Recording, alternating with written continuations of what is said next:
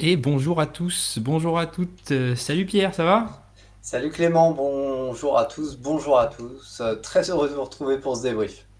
C'est vrai, ça fait un moment qu'on s'était pas vu. On s'était pas vu pour Jeddah, on pouvait pas nous, mais on est de retour. Et on est de retour avec un Grand Prix particulièrement animé en plus, hein. Alors ça, on a Ah, vu. bah, ouais, ça changeait un petit peu de Jeddah il y a 15 jours. C'est aussi un petit peu ce qui nous a démotivés à faire un débrief, on va dire.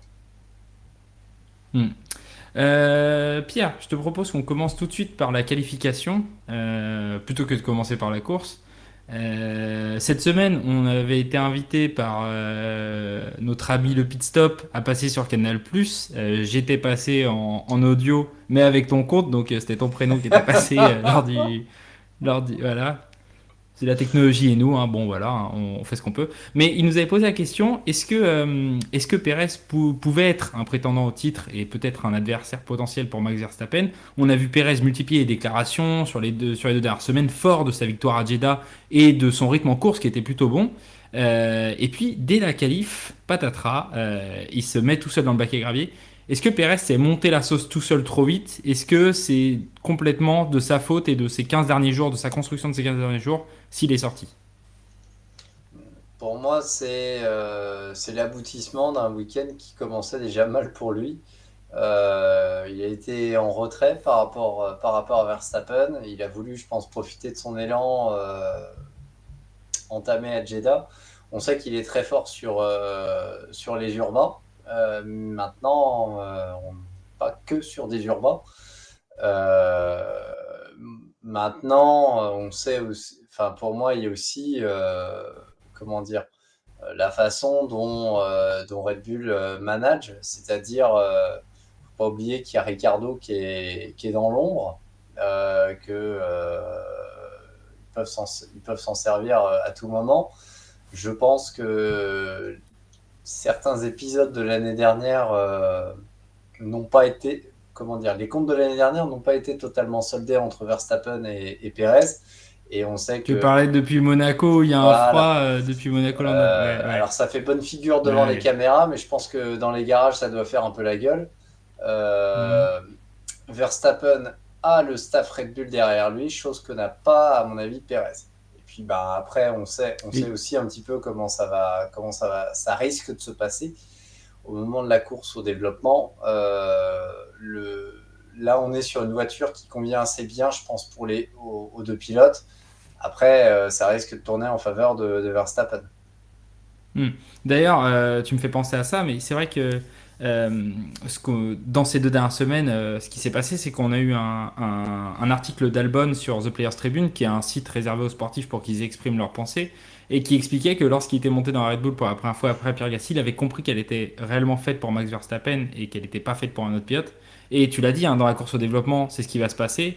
Et cette situation-là, moi, ça ressemble de plus en plus à ce qui s'est passé il y a 10 ans entre Weber et Vettel, avec un Vettel qui n'avait pas digéré la non-aide de Weber sur le dernier Grand Prix de 2012 et qui en 2013 avait décidé de, dès le départ, pourrir un peu l'ambiance dans l'équipe. Là, Verstappen ne pourrit pas l'ambiance de l'équipe parce qu'il n'a pas besoin, il est trop devant. Mais on sent, comme tu l'as dit, un froid et ça a posé des problèmes à Perez pour la suite. Surtout, comme si tu le dis, sur des grands prix comme ça, il se met à s'en mêler les pinceaux dès les essais libres et que ça continue en qualif. Enfin, c'est pas, il ne pourra pas durer longtemps dans son idée d'être dans la course au titre. Oui, et puis bah, je pense que messieurs Horner et Marco se font fort de rappeler à Perez que si à un moment donné il y a un manque de résultats, on switch avec Ricardo. Hmm. Pression qu'on n'ira pas mettre à Verstappen. Mais D'ailleurs, qu'on à ce propos, tu parles d'Helmut Marko. On reparlera de ses propos sur Pérez lorsqu'on parlera de la course de Pérez, mais il faudra les garder en tête là-dessus. Tu m'y fais penser, on y reparlera. Hmm. Sur la qualif, justement, la pole s'était attendue. Est-ce que tu attendais les Mercedes à ce niveau? Eux qui ont changé de concept, eux qui repartent sur un tout nouveau développement. Est-ce que tu les attendais dès Melbourne? Même si on sait que Melbourne, c'est un circuit très spécial. Et Alors, pas seulement parce que c'est un des premiers Grands Prix de la saison. Est-ce que tu les attendais à ce niveau? par rapport à ce que tu dis déjà, Melbourne, c'est pas un circuit permanent, c'est un semi-permanent. Donc, il y a des catégories, on va dire, régionales et nationales qui courent dessus, mais voilà, ça court pas non plus toute l'année, c'est pas un circuit. C'est le seul week-end de l'année où ça court et tout le monde court en même temps, donc la piste est Voilà. très poussiéreuse au départ. Absolument, t'as raison de le dire. Ouais. Donc il y a ça. N'oublions pas quelque chose, vu qu'il y a quelques années, le Grand Prix d'Australie a été retardé pour que ça corresponde mieux à nous, spectateurs européens. Et puis ça permet au passage de faire rentrer un petit peu plus de pognon dans les caisses, pour parler un petit peu vulgairement. Mais ceci dit, c'était le souhait de Bernie Ecclestone lorsque ça a été négocié. Qui dit plus tard, pour nous, dit plus tard en Australie. Qui dit plus tard en Australie dit que le soleil se couche. Si le soleil se couche, ça veut dire que les températures sont plus fraîches. Et on avait vu l'année dernière que ce concept zéro ponton, il fonctionnait assez bien quand les températures elles étaient fraîches. Pour rappel, Hongrie, Paul de Russell, Brésil, Maestri à de Russell. Donc, est-ce que je m'attendais à les voir aussi haut? Non. Je les voyais au niveau d'Aston Martin devant Ferrari. Maintenant, ils ont assez bien performé et on va revenir après au niveau de la course. Ils étaient assez loin en qualif, par rapport à Verstappen. Mais ceci dit, par rapport à ce qu'ils avaient pu offrir jusqu'à maintenant, c'était tout à fait honnête. Absolument. La dernière, je pense, surprise dont on peut parler sur la qualif, c'est Alex Albon. Tout à Alors, je sais fait. pas si on peut parler de surprise ou pas. C'est Louis qui nous en parlait à la rédaction, qui disait ça fait plusieurs fois que les Williams montrent du potentiel et le jour où ils auront deux pilotes de top niveau, ça scorera souvent. Est-ce que c'est la voiture ou est-ce que cette semaine on a eu un Albon exceptionnel sur cette qualif? Souviens-toi que l'année dernière, Albon, il avait été très fort aussi à Melbourne. C'est vrai, t'as Euh, raison, ça je m'en souvenais plus, mais oui, il y a eu deux trois donc, grands prix l'an ce- dernier où il était très très chaud et Melbourne en faisait partie. Ouais. donc, selon moi, Melbourne lui convient assez bien. Peut-être qu'il convient aussi à la Williams, parce qu'on est quand même sur un circuit qui ne demande pas forcément énormément d'appui. On a quand même des longues pleines charges, notamment depuis Ouais, les c'est travaux. ça. Parce que c'est une Euh, Williams qui est très rapide en vitesse de pointe hein, et qui, mm, tu as mm. dit, qui performe pas forcément en courbe très très rapide, en courbe à beaucoup de charge. Là, effectivement, c'est des virages très très légers à prendre, c'est des grandes courbes. Alors, après, peut-être que dans les réglages, il y a eu un compromis à faire et peut-être qu'ils ont mis un peu moins d'appui que les autres. C'est peut-être aussi ça qui a peut-être piégé Albon pendant le Grand Prix. Euh, donc à voir. Il me semble que Sargent aussi s'est fait avoir. Je ne sais plus si c'est en essai ou en qualif, il me semble.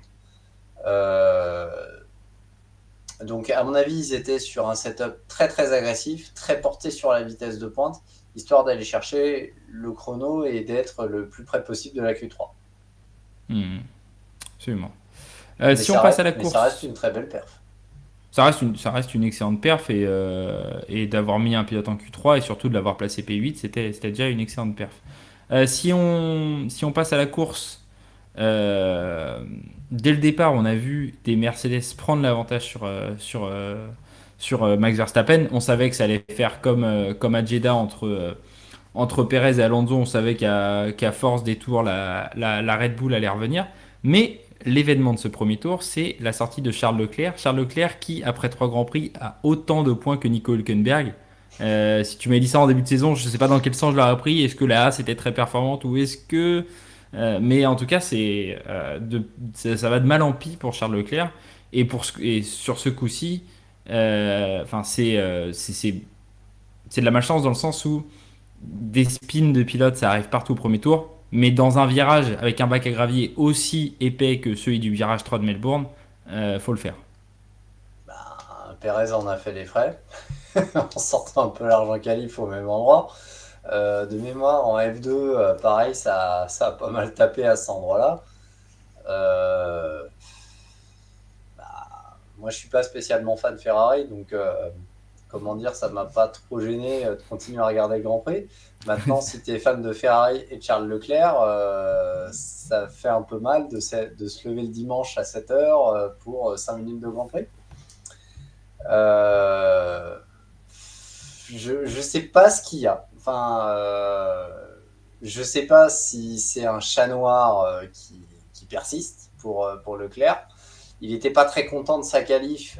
On l'a vu assez agacé, très ironique vis-à-vis de Sainz. Oui, il lui a Sur, dit merci pour voilà. l'aspiration, aspiration qu'il n'avait pas donnée. Donc, il n'était pas forcément non plus sur un super état d'esprit. Je pense que de voir que la Ferrari était derrière Red Bull, Aston et Mercedes, bah, tu sais que tu es quatrième force du plateau. Ça redonne pas non plus du baume au cœur. Tu es un peu dans le paquet. Moi, je trouve que. Enfin, pour moi, il y a plusieurs petites choses. C'est au moment de son crash, bah, il y a déjà Verstappen qui freine très tôt pour ce virage 3. Après, C'est vrai qu'on a été étonné de ça, mais Verstappen a freiné très très tôt. pour moi, il y a deux hypothèses. C'est soit pendant le tour de formation, il n'a pas pu mettre ses freins à bonne température et il n'était pas serein enfin, dessus. Soit les pneus n'étaient pas optimum, ce qui pourrait expliquer qu'il se soit fait sauter par Russell au départ. Mais il y avait quelque chose où, enfin voilà, pour moi, un pilote, quand un pilote prend une marge de sécurité comme ça, c'est qu'il n'est pas au clair sur quelque chose. T'as raison. Derrière, j'ai l'impression que ça a été un petit peu le bazar parce qu'il y avait Alonso qui était pas très très loin d'Hamilton, Hamilton qui plonge et qui emmène en même temps un petit peu Verstappen. Peut-être que Leclerc a voulu se préserver, se garder en se disant merde, s'ils se touchent, ils sont pour moi ou un truc comme ça. Et ben, il y a Stroll qui est un peu là, mauvais endroit, mauvais moment, bam, ça tape, bac à gravier pour Leclerc, et puis bah, c'est fini, quoi. Hmm, absolument. Après, Euh, pour Vas-y, moi, vas-y. ça reste un incident de course. C'est-à-dire, pour ceux qui clament la pénalité pour Stroll, non, parce que pour moi, Stroll ne pouvait pas se mettre ailleurs. Concrètement, pour moi, il n'y avait pas la place de se mettre ailleurs. Pour moi, il y a Logique. moins pénalité sur cette faute-là de Stroll que sur celle sur le premier Grand Prix sur Alonso. Oui. Tu vois, où il est plus responsable. Pour moi, là-dessus, effectivement, t'as raison, il peut pas grand-chose sur ça. Si on continue dans la course, on a fait quelques petits tours euh, sous régime de drapeau vert.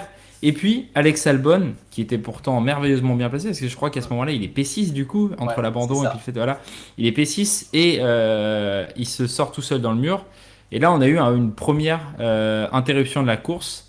Est-ce que c'était normal qu'on ait une interruption de la course à ce moment-là? Moi, je pense que oui, mais tout de même, ça me pose des questions quand même sur ce tracé de Melbourne qui plusieurs fois, c'est pas la première année où je trouve que il y a des manquements niveau sécurité et que parfois il faut beaucoup de temps pour remettre en place les choses. Alors, dans les nouvelles qui ont été annoncées, je crois que Melbourne, de toute façon, a signé un contrat pour plusieurs années. Oui, mais Jeddah avait signé pour des Oui. années sans avoir reçu son gradin Mhm. auparavant. On sait que le gradin de Monaco, c'est un gradin Ouais. 1,5. Donc Ouais. là-dessus, enfin, Non, après, au niveau sécurité, oui, il y a les dégagements, etc. C'est vrai que là où Albon sort, c'est pas le meilleur endroit.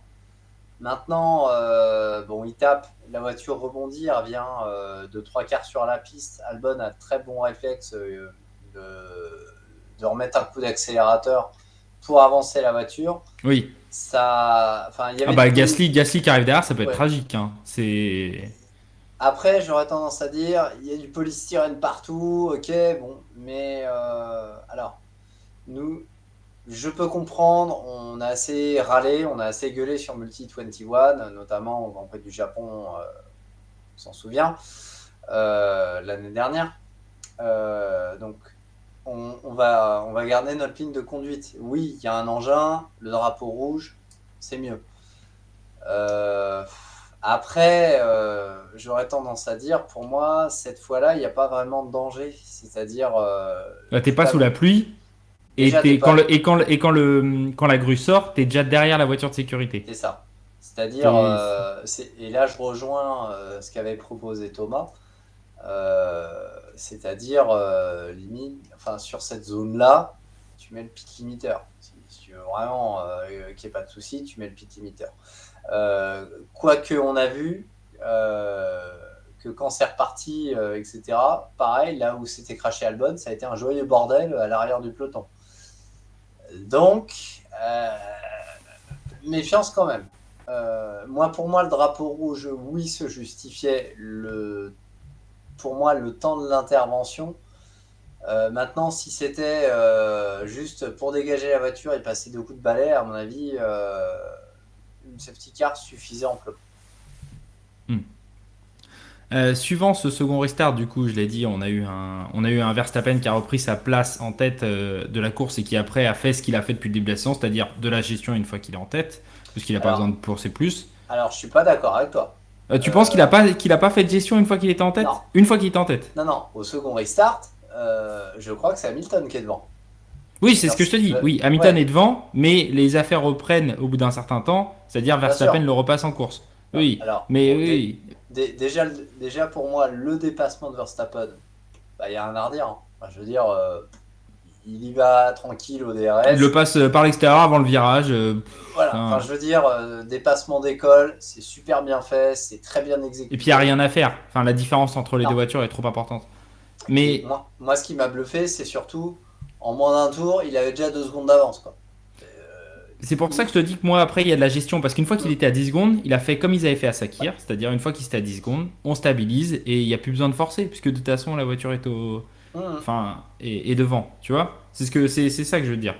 Alors, non, mais ça, sur ce côté gestion, je te rejoins. Ça, il n'y a pas de souci. Enfin, ok.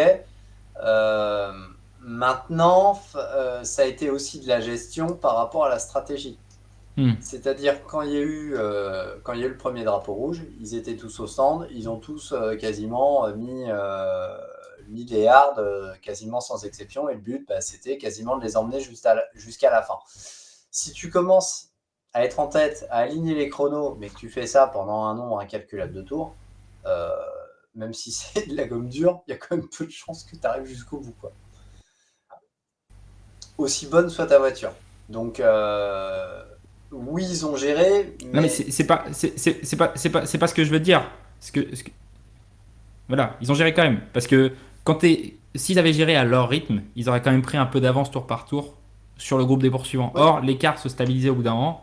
Ce qui veut dire qu'ils surgéraient par rapport aux autres qui étaient dans une gestion des pneus classique, mais d'un pilote qui attaque quand même, qui reste conquérant. Là, ils ont même pas besoin. C'est pas qu'ils sont en roue libre. Mais on est quand même. Je trouve que par rapport au groupe qui était derrière, dont on va parler juste après, je trouve que vraiment ça fait 3 courses que la Red Bull qui est devant peut calmer le rythme et il n'y a pas de souci, ça va gagner quand même. Après, ceci dit, quand tu calmes ton rythme, des fois c'est dangereux. Et Verstappen l'a montré. Quand il se plante. J'ai pas dit le contraire. Effectivement, il se sort dans l'avant-dernier virage. Effectivement, t'as raison. Mais preuve de plus. Et ça a failli mal finir parce qu'il a failli faire un spin. C'est ça. Donc preuve de plus qu'ils étaient en gestion, c'est que c'est des erreurs de déconcentration qu'il fait. Parce qu'au bout d'un moment, et que la Red Bull, selon moi, n'était peut-être pas aussi dominatrice qu'elle l'a été sur d'autres tracés. Mais encore une fois, il faut faire attention à Melbourne, qui est un tracé spécial où il y a des paires spéciales. Je pense qu'on aura des meilleures idées à Bakou ou à Miami. Melbourne reste spécial, mais je pense que Verstappen et Red Bull n'étaient peut-être pas autant en confiance qu'ils ont peut-être pu le montrer. Et je pense que du côté de Verstappen, notamment sur les restarts, les machins, etc., il était peut-être pas aussi serein qu'il a pu l'être depuis le début de la saison.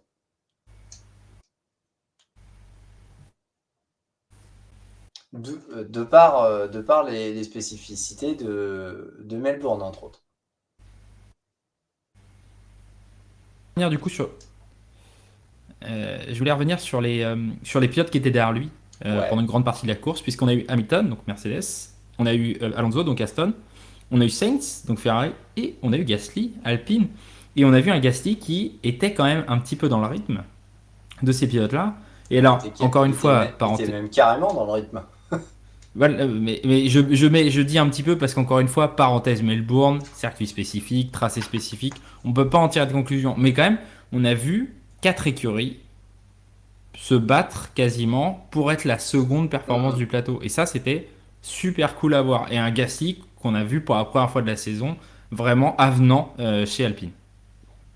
Tout à fait d'accord. Après, bon, Hamilton, il a géré Alonso. Moi, je pensais qu'Alonso en gardait un petit peu sous la pédale pour la fin de Je pense course, aussi, ouais, ouais, ouais. mais en fait, pas du tout. Les températures un peu plus fraîches, ça a permis à Mercedes de préserver les pneus. Euh, Alonso, il a très très bien géré les gommes, mais il n'y avait pas de perf en plus pour l'Aston. Et Hamilton a très bien joué le jeu en faisant en sorte de ne jamais être en danger sur une zone DRS. Euh, Derrière, Sainz et Gasly. Sainz passe Gasly, mais il me semble qu'à un moment donné, Gasly le repasse. Donc ça, c'était assez bien joué. Et oui, l'Alpine qui n'avait pas montré grand-chose depuis le début de la saison, où ça tapait, c'était vraiment fin fond du top 10.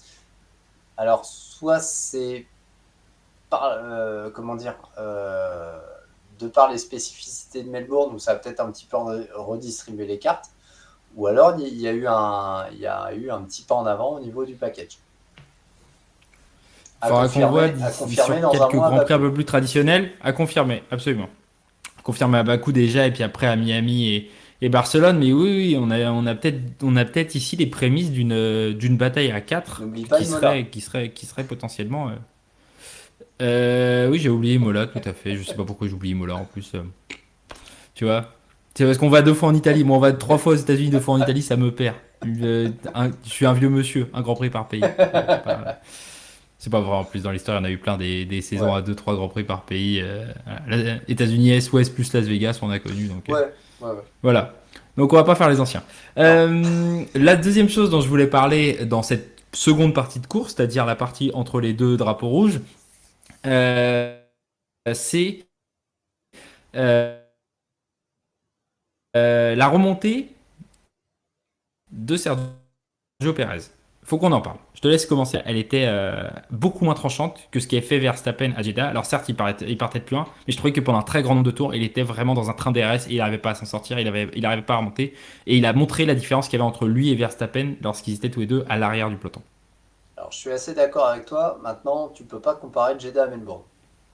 C'est-à-dire, Je... C'est même compliqué de si comparer les deux. Encore une fois, c'est pour ça que je veux ton avis, c'est parce que moi, je l'ai trouvé beaucoup moins impressionnant parce que beaucoup moins tranchant, même dans, pas seulement dans la remontée, mais dans la façon dont il avait d'attaquer les autres. Mais effectivement, tu as. Alors, on est d'accord, que ça soit Jeddah ou Melbourne, il y a bien 3 zones DRS. Ça, pas de souci. il y en avait même Ma... 4 à, il y en avait 4 à Melbourne. 4.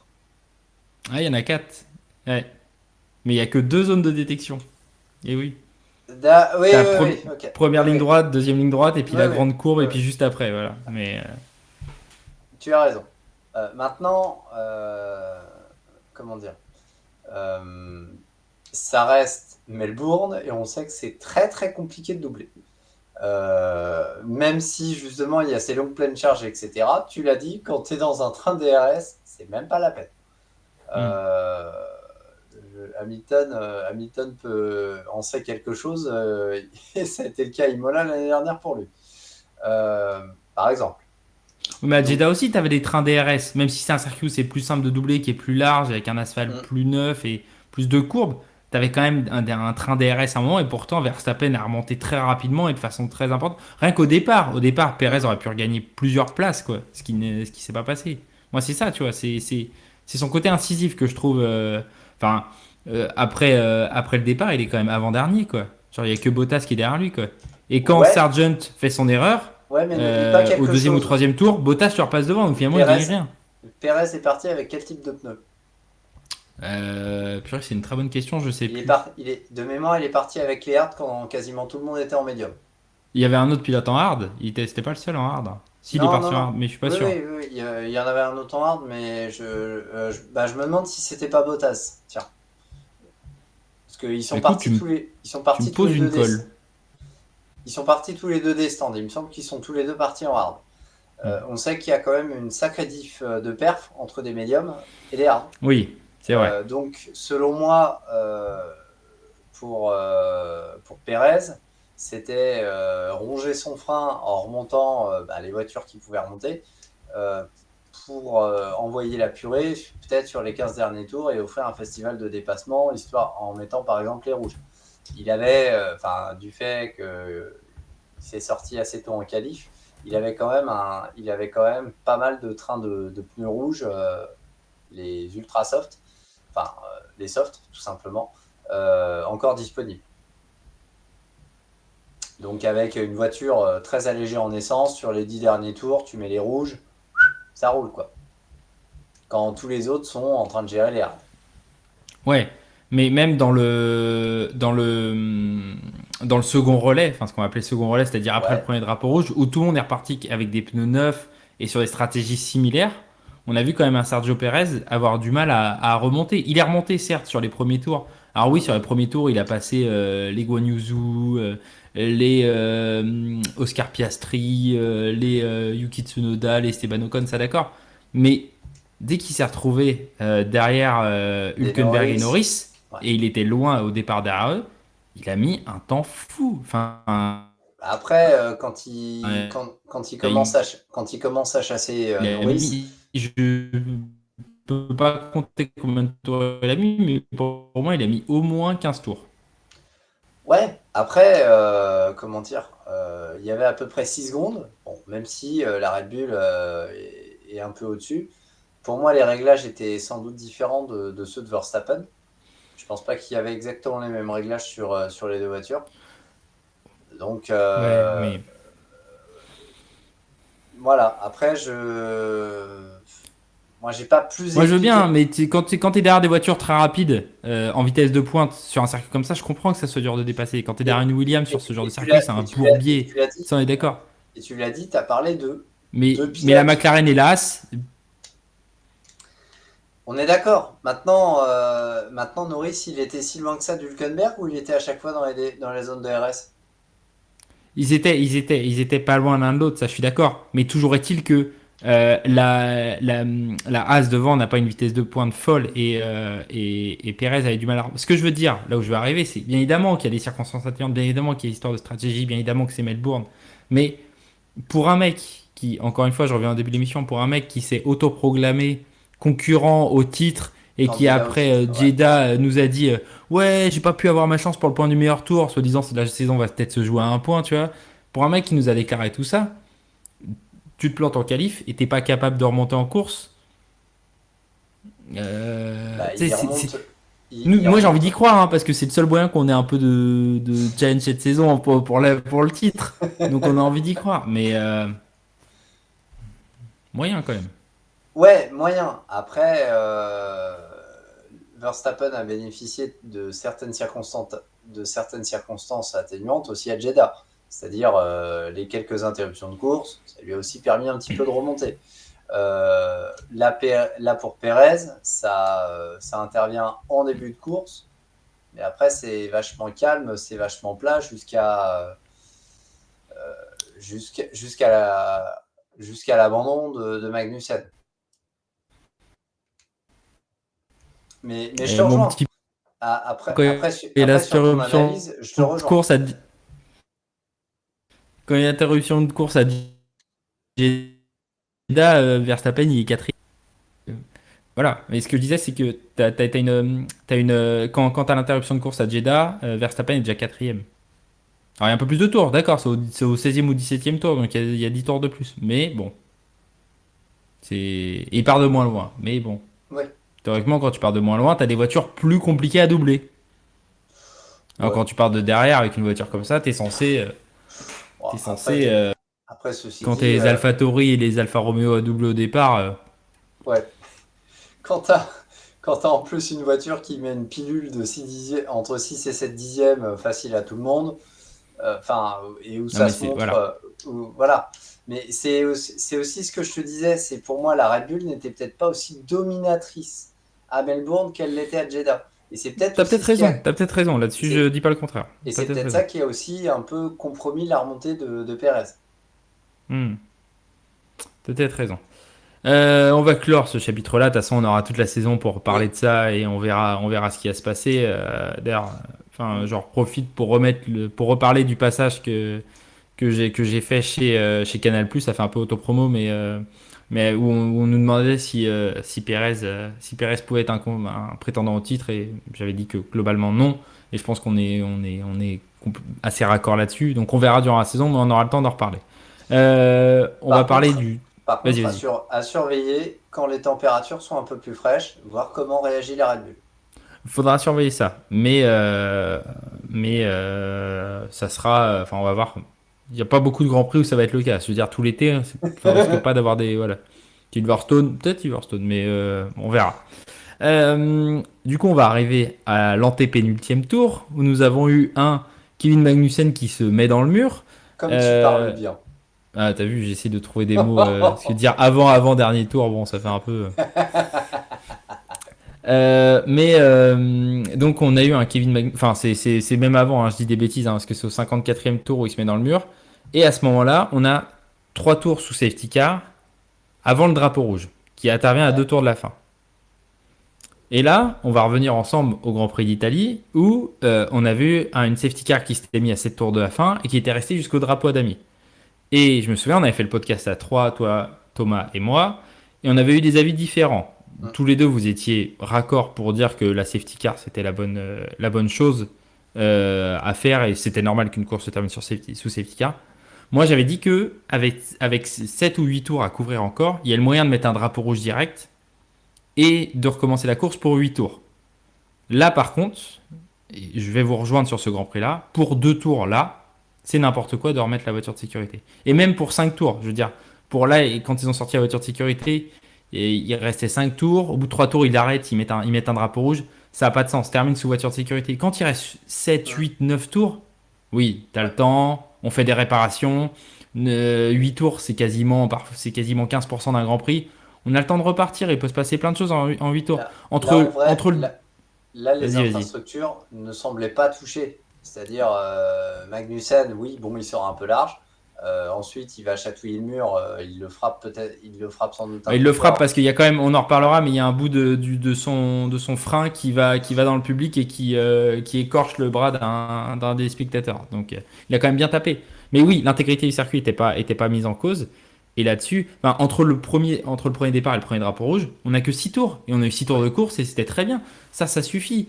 C'est pour ça que pour Monza, moi je me permettais de dire qu'on pouvait mettre un drapeau rouge. Parce que ça, Mm. c'était pas du spectacle artificiel, entre guillemets. On pouvait repartir pour suffisamment de tours. Là par contre, c'est pour ça que le titre du stream ce soir, c'est où on est en NASCAR. Ouh, parce que bah, le Green White Checkered, c'est un truc en NASCAR de faire 2 tours de sprint. Là, en F1, Je sais pas si en IndyCar ça existe ou pas. c'est pas vraiment en fait. T'as des courses qui se terminent. Regarde, on a encore eu l'exemple ce week-end. La course d'IndyCar s'est terminée sous yellow. Et c'est pas grave. D'accord. Il restait 2 tours. Mm. Grosjean se crash. Elle se termine sous yellow. Et c'est très bien. C'est comme ça. C'est la course. Quand la course doit se terminer sous voiture de sécurité, elle se termine sous voiture de Sans sécurité. Et c'est compter, pas grave.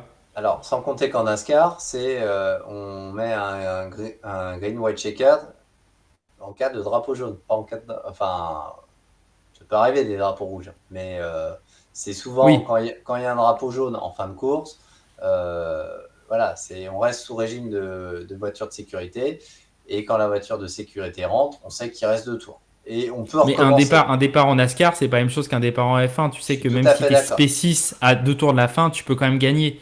Là en F1, c'était clairement leur dire tout va jouer sur le premier virage, sur un circuit en plus comme Melbourne, où, enfin, on l'a déjà eu à Bakou il y a 2 ans.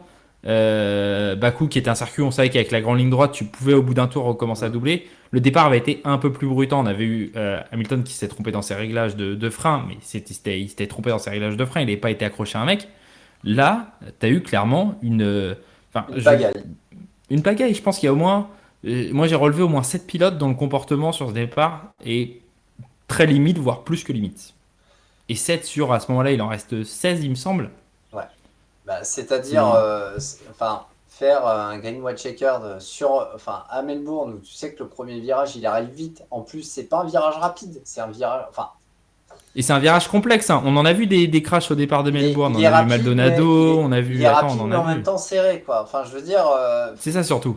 t'appuies sur les freins, quoi. C'est pas comme Silverstone, où le virage a un angle qui est quand même assez ouvert, où là, tu peux envoyer, quoi. Oui, Silverstone, le premier virage, c'est le virage 3, c'est un peu plus simple. Là tu es vraiment sur un des virages 1 les plus compliqués de la saison. Et un des moins, et pas forcément un des plus larges, quoi. Alors, Ouais. c'est pas ça qui a.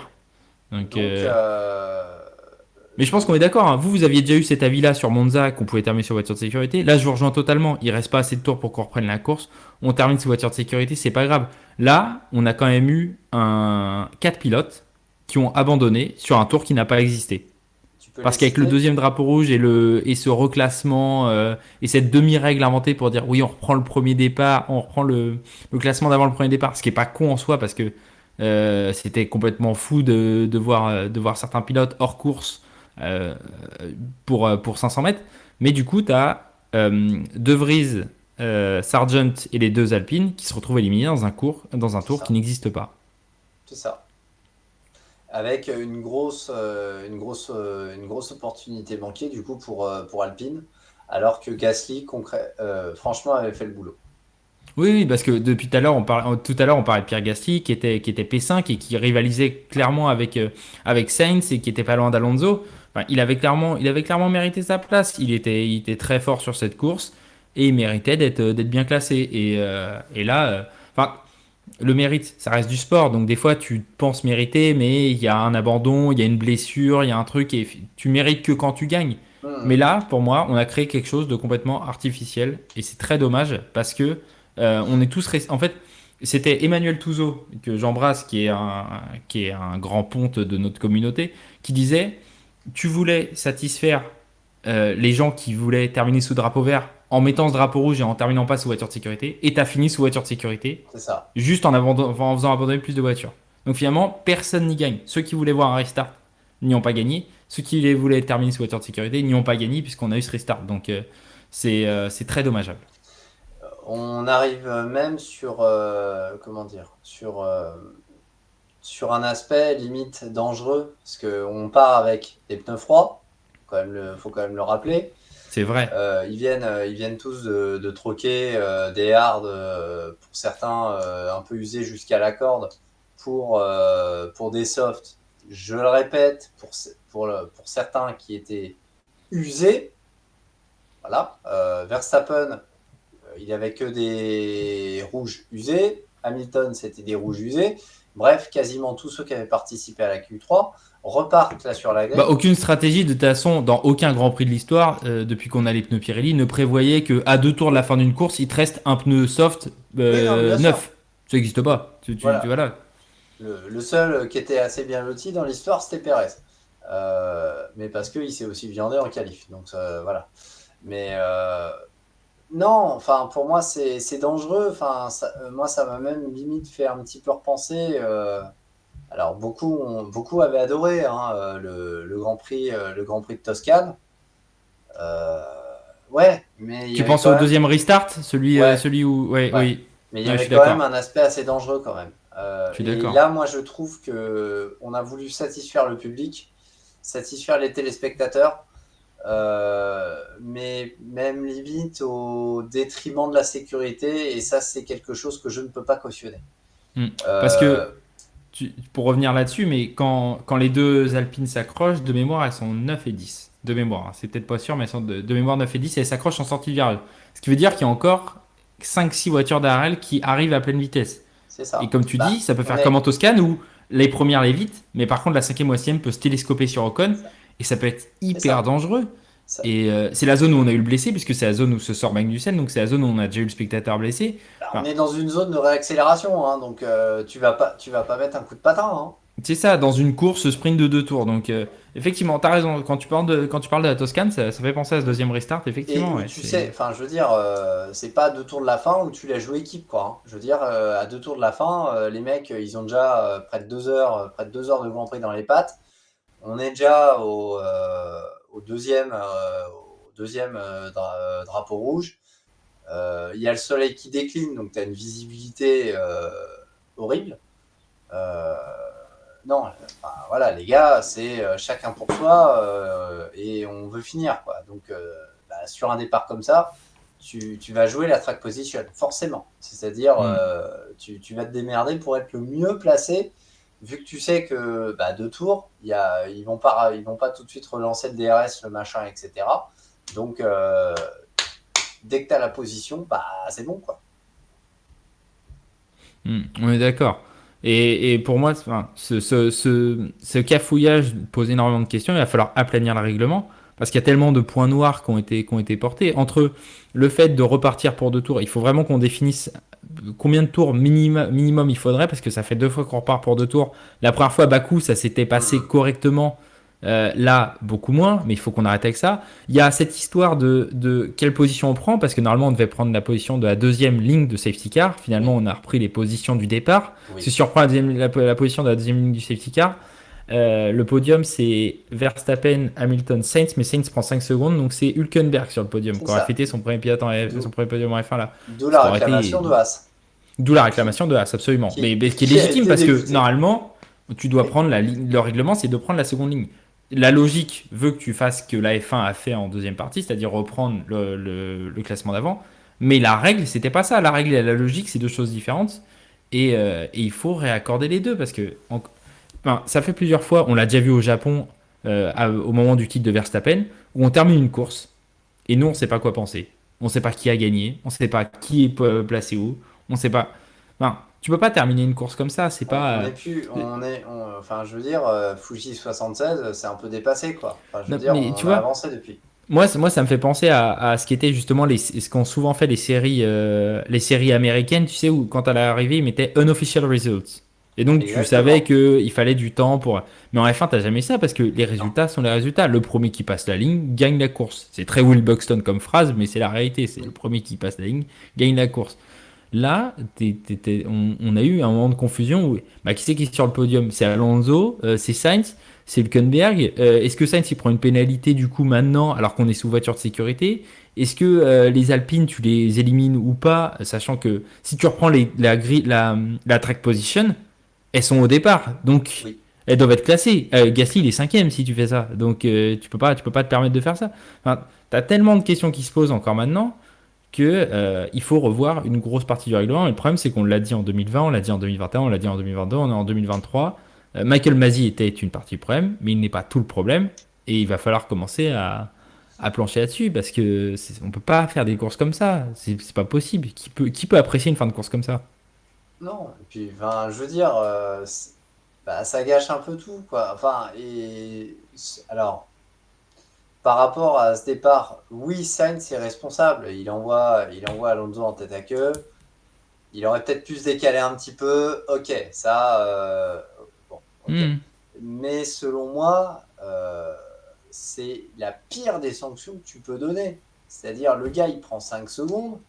Il a quand même fait un Grand Prix, somme toute honorable. Tu prends 5 secondes, tu sais que le Grand Prix, s'il finit sous safety car, t'es dernier, quoi. Enfin, je veux dire, c'est un train-train. C'est clair. Et il prend 5 secondes pour une action qui n'a jamais existé, du coup, puisqu'on repart sur la ligne C'est d'avant. ça. Si on repart sur la ligne d'avant, on est face à Bévue. Enfin, Concrètement, parce qu'Alonso est troisième, du coup, tu peux oui, effacer sa bévue, elle n'a pas de. Tu te dis, elle a pas de conséquences. Donc, c'est ce qu'ils ont fait. C'est-à-dire, euh, Alonso, oui, avait perdu beaucoup de choses de par la manœuvre de Sainz, mais par la décision de la FIA, finalement, c'est un peu, c'est restart, c'est comme quand tu es sur ta console que tu fais recommencer la course, quoi. Enfin, je veux dire, t'es fait tamponner, hop, tu reviens exactement comme tu étais, tout va bien. ouais, c'est un peu. Enfin, ça fait penser à Grid Autosport ou F1 le jeu, c'est Exactement, par Codemaster quand tu pouvais faire replay en arrière, et revenir exactement. 30 secondes, c'est ça.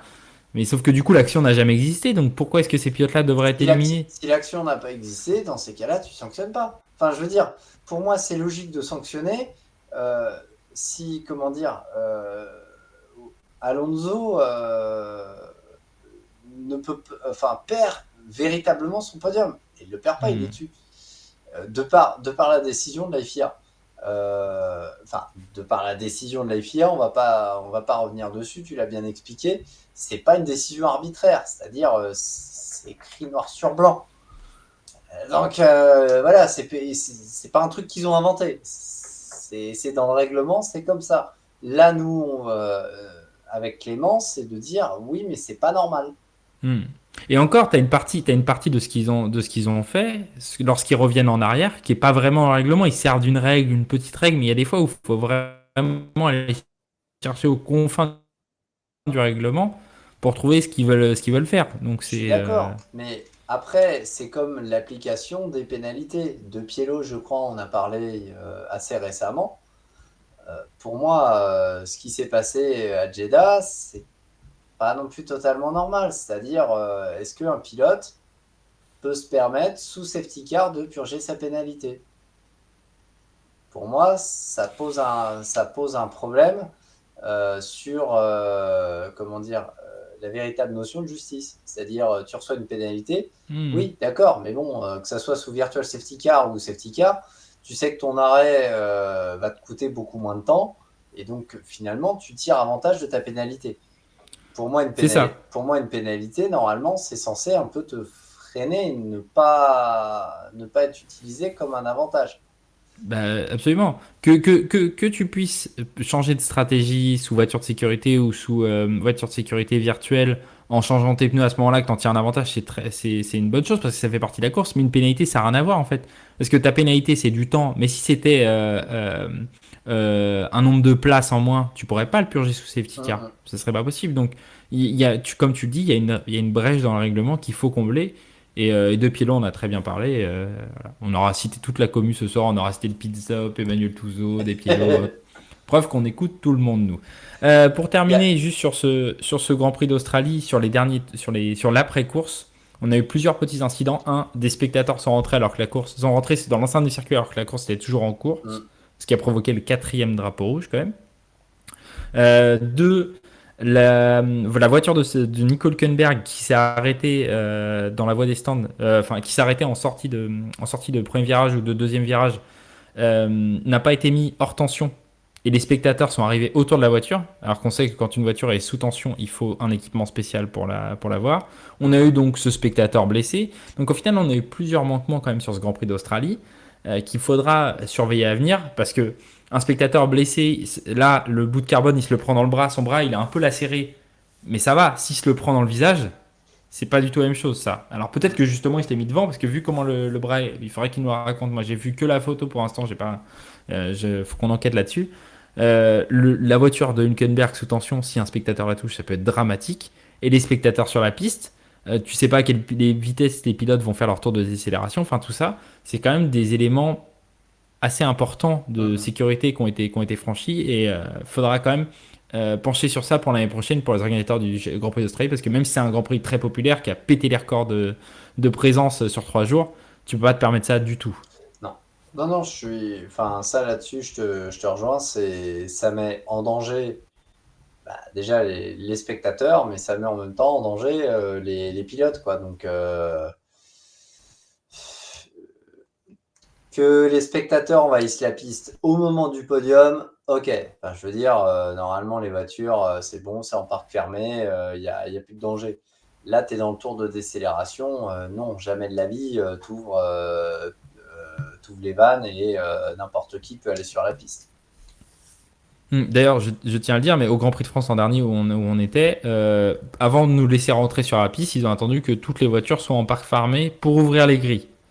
Et voilà, c'est ce genre de choses. Et ça pose une question qu'on a déjà posée, je crois, il y a 2 ans, toi, moi et avec Clyde, de cette multiplication de circuits urbains et de ces commissaires qui sont moins habitués à l'année à être dans des situations de On course est, on et a, des organisateurs qui sont moins habitués à l'année à être dans des situations de course que sur des grands prix où, enfin, c'est pas Francorchamps, ça roule 40 week-ends par an. Yas Marina, ça court 40 week-ends par an. Silverstone, ça court 40 week-ends par an.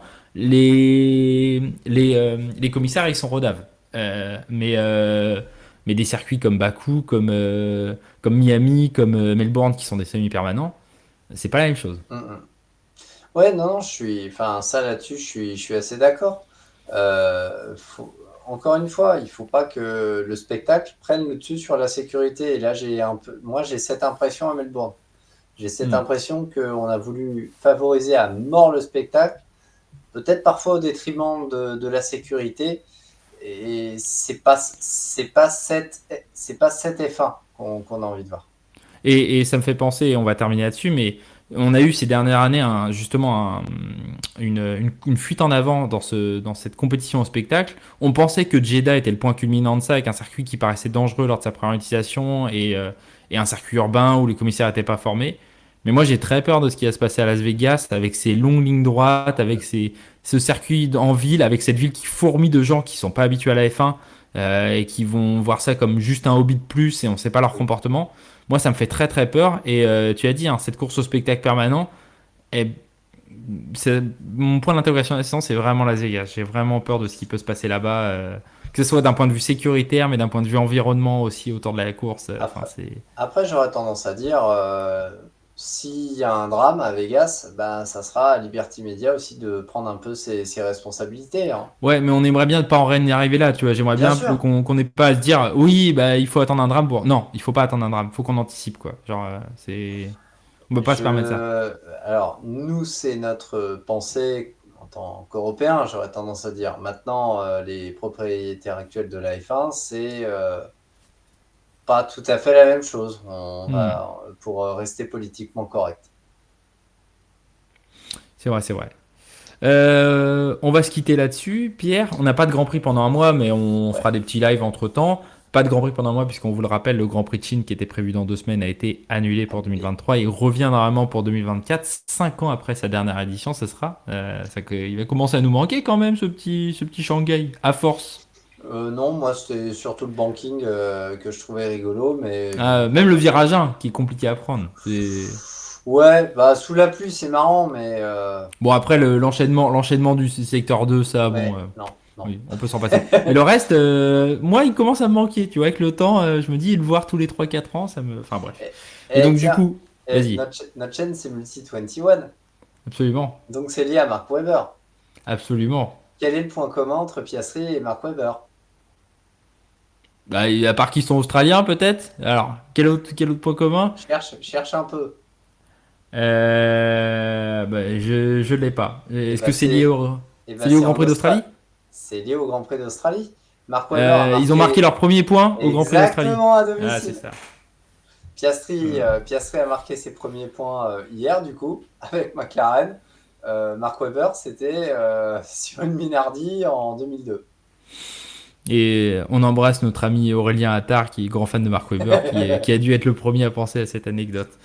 Pierre, je te remercie pour ce petit live, pour cette petite émission. Du coup, on a dit, hein, on se reverra dans un mois pour le prochain Grand Prix, mais peut-être entre-temps. N'hésitez pas à laisser des commentaires pour ceux qui seront sur le replay sur YouTube. N'hésitez pas. Et puis, on se dit à très bientôt, Pierre. Eh bah écoutez, si on a oublié quelque chose, bah, vous nous faites signe dans les commentaires. Merci à vous, merci pour votre fidélité, votre écoute. Et puis bah, on essaye de ne pas trop vous oublier. D'ici un mois, on essaye d'organiser un petit truc pour, euh, pour vous faire patienter un petit peu. Promis. Merci à tous en tout cas, et puis bah, excellente soirée. Ciao Clément. Salut.